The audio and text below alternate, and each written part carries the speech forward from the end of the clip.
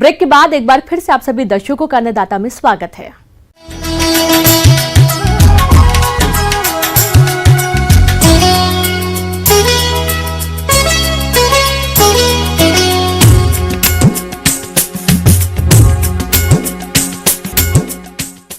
किसान भाइयों, इस समय आलू की बुआई चल रही है, जिसकी उपज क्षमता सभी फसलों से ज्यादा है, इसलिए इसको अकाल नाशक फसल भी कहते हैं।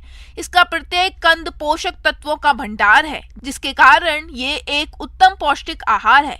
बढ़ती आबादी को कुपोषण और भुखमरी से बचाने में इस सब्जी वाली फसल का प्रमुख स्थान है, जिसकी खेती करके किसान अच्छा मुनाफा कमा सकते हैं। तो आप कैसे करें आलू की खेती, इसकी जानकारी दे रही हैं विषय विशेषज्ञ नीलम सोनी।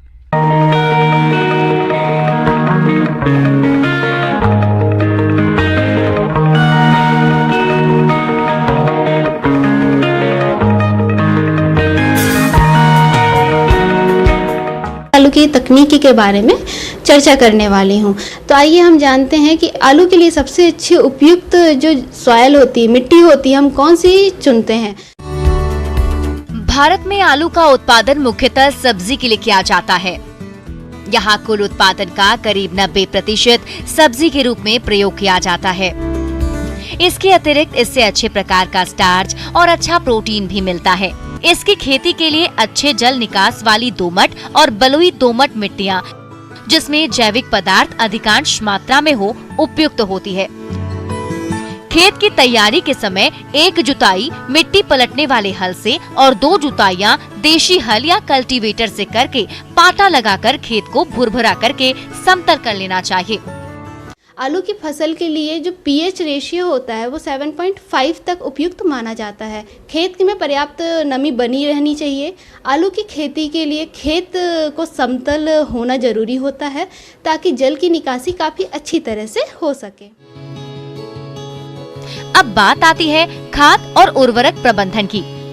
तो 20 टन सड़ी हुई गोबर की खाद, 250 किलोग्राम यूरिया, 180 किलोग्राम डीएपी और 170 किलोग्राम एमओपी का आप प्रयोग करें, जिसमें यूरिया की 80 किलोग्राम और अन्य खाद उर्वरकों की पूरी मात्रा बुआई के समय दें और शेष बची यूरिया की 170 किलोग्राम मात्रा का प्रयोग आप 30 से 35 दिन की खड़ी फसल में करें। आइए अब हम जानते हैं आलू की कुछ किस्मों के बारे में। आलू की किस्मों के लिए सबसे अच्छी किस्म है जैसे कि कुफरी बादशाह है, कुफरी चिपसोना है, कुफरी सिंदूरी है, कुफरी लालिमा है, कुफरी ज्योति है। कुफरी लालिमा जो वैरायटी है ये रेसिस्टेंट वैरायटी है लेट ब्लाइट ऑफ पोटैटो, मतलब पिछेती अंगमारी डिसीज़ के लिए। और इनकी ईल्ड जो है वो 200 से 250 क्विंटल पर हेक्टेयर के हिसाब से आती है। तो इन वैरायटियों का अगर आप लोग यूज़ करते हैं तो आपको उपज बहुत अच्छी मिलेगी।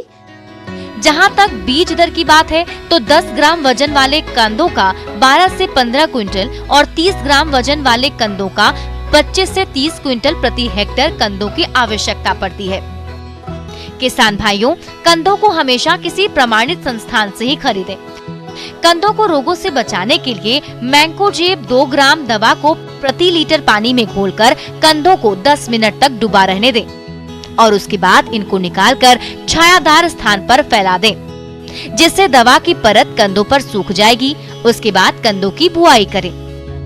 किसान भाइयों, कंदों की बुआई लाइनों में करें, जिसमें लाइन से लाइन 40 से 50 सेंटीमीटर और पौधे से पौधा 20 से 25 सेंटीमीटर की दूरी रखते हुए पोटैटो प्लांटर की सहायता से या हाथों से कंदों की बुआई करें।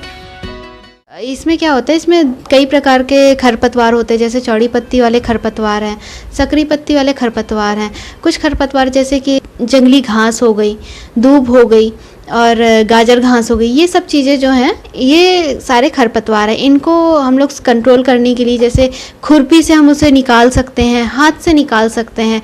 फिर उसके बाद हम आते हैं कि रासायनिक क्रिया में। तो रासायनिक में हम लोग मेट्रिबिजन का यूज़ करते हैं, 70 WP के फॉर्म में आता है। 150 ग्राम पर एकड़ के हिसाब से इसे यूज़ किया जा सकता है। बुवाई के 15 से 20 दिन बाद हम लोग इसका जनरली यूज़ करते हैं।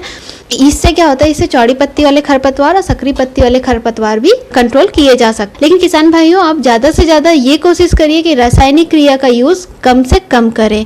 किसान भाइयों, दोपहर में इरिगेशन करने से, सिंचाई करने से ज़्यादा आप अवॉइड करें और समय समय पर इसे सिंचाई को करते रहें। जब आपको नमी की कमी महसूस हो तो आप समय समय पर सिंचाई को करें, और जिससे कि आपकी फसल अच्छी होगी, आपकी उपज अच्छी होगी, आपको